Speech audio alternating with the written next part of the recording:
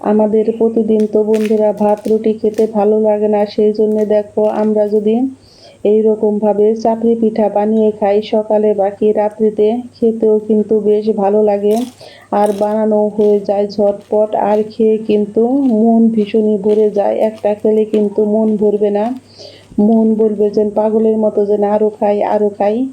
আর দেখো আজকে আমি তৈরি করে দেখাবো এই চাপড়ি পিঠা দিয়ে খাওয়ার জন্য ভীষণ মজাদার একটি ভর্তা। এই পিঠাটা বন্ধুরা আমাদের গ্রাম অঞ্চলে ভীষণই জনপ্রিয়। তোমরা অবশ্যই এই পিঠার রেসিপিটা দেখে তোমাদের যদি ভালো লেগে থাকে তাহলে তোমরা তৈরি করতে পারো। আমি একটা মিক্সিং বোল নিয়েছি আর দিয়ে দিব বেশ কিছুটা পরিমাণে পেঁয়াজ কুচি। আর পেঁয়াজটাকে কিন্তু বন্ধুরা তোমরা একটু চিকন চিকন করে কাটবে। এখন আমি দিয়ে দিব বেশ কিছুটা কাঁচামরিচ কুচি। ঝালটা তোমরা তোমাদের পরিমাণ মতো খাবে, কারণ কে কেমন ঝাল খাবে সেটা তোমাদের উপরে নির্ভর করবে।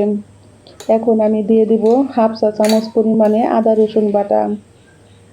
আমি দিয়ে দিব হাফ চা চামচ পরিমাণে লবণ। আজকে আমি 3টা চাপড়ি পিঠা বানাবো, 3টা চাপড়ি পিঠার পরিমাণ অনুযায়ী তোমাদেরকে দেখাচ্ছি। দেখো আমি দিয়ে দিচ্ছি হাফ চা চামচ হলুদের গুঁড়া। এখন আমি দিয়ে দিব হাফ চা চামচ পরিমাণে ধনিয়ার গুঁড়া, আর দিয়ে দিব হাফ চা চামচ পরিমাণেরও কম জিরার গুঁড়ো।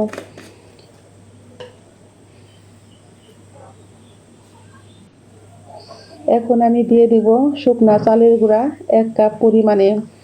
আর বন্ধুরা তোমরা যদি চাল বেটে করতে চাও করতে পারো, কিন্তু আমার কাছে শুকনা চালের গুঁড়া ছিল, আমি এইভাবেই করি। আর দেখো দিয়ে দিব আমি হাফ কাপ পরিমাণে খাবার আটা। আমাদের যে রেগুলার খাবার আটা হয় বন্ধুরা, সেই আটাটাই আমি দিয়ে দিব। আর বন্ধুরা চালের গুঁড়িটা কিন্তু আমি সব সময় এভাবে গুঁড়ি করে রোদ্রে শুকিয়ে তোমার বক্সে করে রেখে দেই, যাতে নাকি যখন আমার পিঠা খেতে এভাবে মনে চায় তখন আমি কিন্তু পিঠাগুলো বানিয়ে খাই। আর বানানো হয়ে যায় কিন্তু ঝটপট, কোনো ঝামেলা থাকে না চাল বাটাবাটির। দেখো আমি এখন পরিমাণ মতো জল দিয়ে এই ডোটাকে কিন্তু খুব ভালো করে মেখে নিব।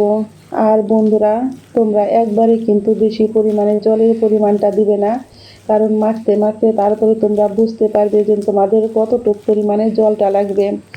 আর এই পর্যায়ে তোমাদের বন্ধুরা বলি, আমার এই পিঠার রেসিপি যদি তোমাদের ভালো লেগে থাকে তাহলে একটা লাইক করবে, কমেন্ট করবে, শেয়ার করবে, এবং যারা আমার নতুন বন্ধু আছো তারা আমাকে একটা সাবস্ক্রাইব করতে ভুলবে না। আমার নতুন পুরাতন সকল বন্ধুকে জানাই অসংখ্য ধন্যবাদ। আমি দেখো আবারও দিয়ে দিচ্ছি বেশ কিছুটা পরিমাণে জল। আর জলটা দিয়ে দেখো আমি আবারও ভালো করে মেখে নিব। আর এই মাখাটা যত ভালো করে মাখবে পেঁয়াজ কাঁচামরিচ ততই কিন্তু নরম হবে, আর চালের গুঁড়িটাও কিন্তু ফুলে একদম সুন্দর পাশ পাশ হয়ে যাবে।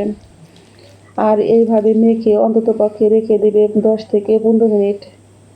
দেখো আমি দিয়ে দিব এর মধ্যে কিছুটা পরিমাণে বন্ধুরা আজকে সাজনা পাতা। আর সাজনা পাতা তো এখন যেভাবে আমাদের প্রতি ঘরে ঘরে ডায়াবেটিসের রুগী, প্রেশারের রুগী, আমরা যদি খাবারটা যদি একটু এইভাবে খাই, তাছাড়া বন্ধুরা দেখো ডায়াবেটিসও কিন্তু হবে না, আর প্রেশারও কিন্তু বাড়বে না। এই সাজনা পাতার কিন্তু অনেক গুণাগুণ রয়েছে, সেই গুণাগুণের কথা তো আমি বলে শেষ করতে পারবো না বন্ধুরা। দেখো আমি সাজনা পাতাটাকে বেশ ভালো করে ধুয়ে নিয়েছি। আর আমার ছেলের বুদ্ধিতে দেখো আজকে আমি চপিং বোর্ড দিয়ে তোমাদেরকে কাটা দেখাবো না, নিয়েছি একটা প্লেট। আর প্লেটটাকে মধ্যে দেখো আমি ছুরিটা দিয়ে কি এত সুন্দর করে আমি পাতাগুলো কেটে নিচ্ছি।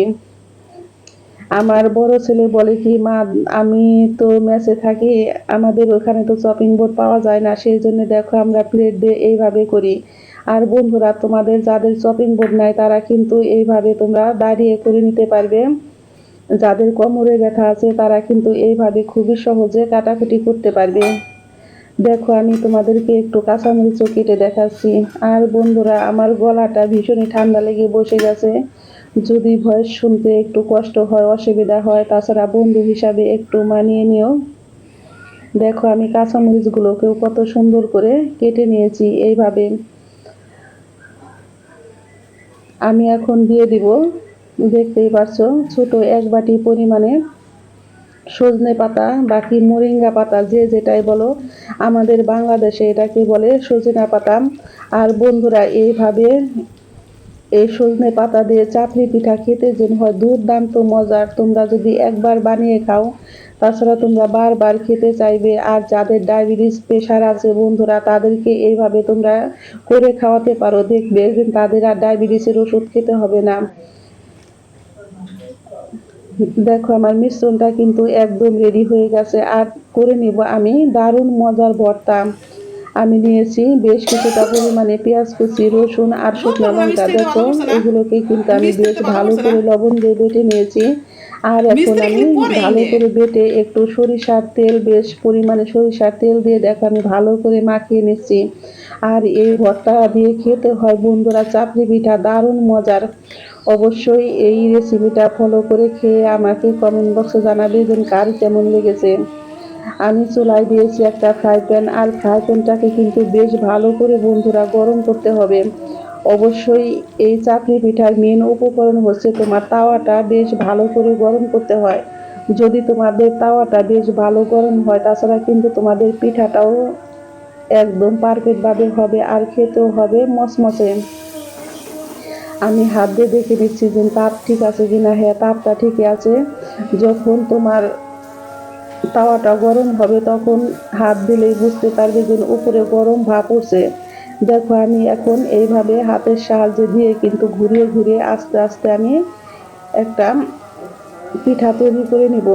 আর অবশ্যই বন্ধুরা তোমরা দেখে বুঝতেই পেরেছো যে আমি কিভাবে করেছি। হ্যাঁ, অবশ্যই এইভাবে তোমরা আস্তে আস্তে করবে। তারপরে দেখো একটা ঢাকনা দিয়ে আমি ঢেকে রেখে দিব 4 থেকে 5 মিনিট। কিসের কিসের ভর্তা?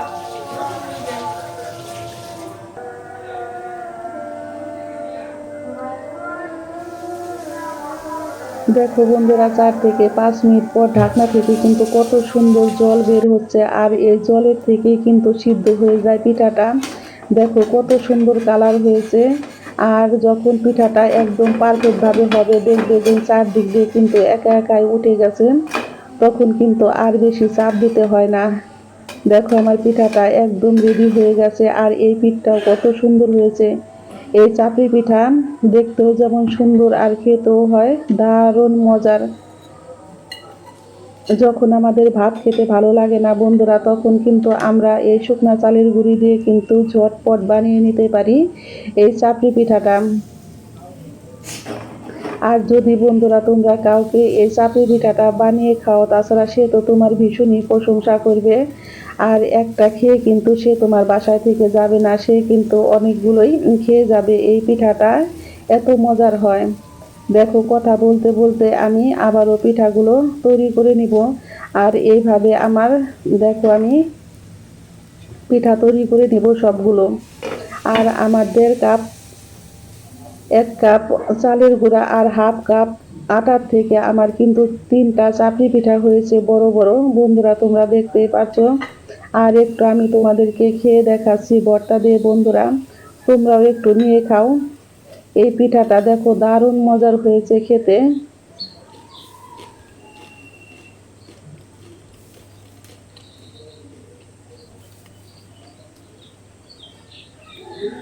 আর আমি তো রান্না করতে করতে এই পিঠাগুলো এইভাবে খাই। কে কে আমার মতো রান্না করতে করতে পিঠাগুলো খাও, আমাকে কমেন্ট বক্সে জানাবেন যে কার কার রান্না করে খেতে ভালো লাগে।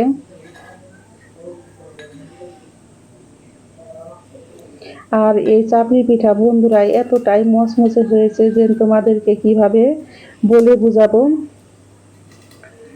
অবশ্যই তোমরা এই পিঠাটা একবার হলেও বাসায় তোমরা বানিয়ে খাবে, দেখবে যে তোমাদের ভীষণই ভালো লেগেছে আর তোমরা বারবার বানিয়ে খেতে চাইবে। দেখো আমার আর একটা পিঠাও কিন্তু রেডি হয়ে গেছে। আমি এখন চুলায় থেকে উঠিয়ে নিব। আর দেখো বন্ধুরা এটা কিন্তু একদম পারফেক্টভাবে তৈরি হয়ে গেছে। দেখো সকলেই অনেক ভালো থেকো, সুস্থ থেকো। আমি আবারও ফিরবো নতুন নতুন কোনো রেসিপি নিয়ে। সকলকে জানাই অনেক অনেক ধন্যবাদ।